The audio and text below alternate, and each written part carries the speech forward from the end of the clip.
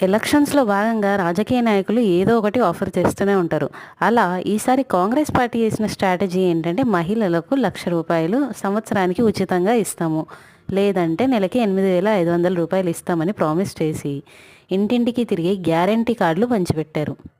మహిళలకు ఇలా ఉచితంగా డబ్బులు పంచిపెట్టే స్కీమ్ పేరు కటాకట్ అని పెట్టారు.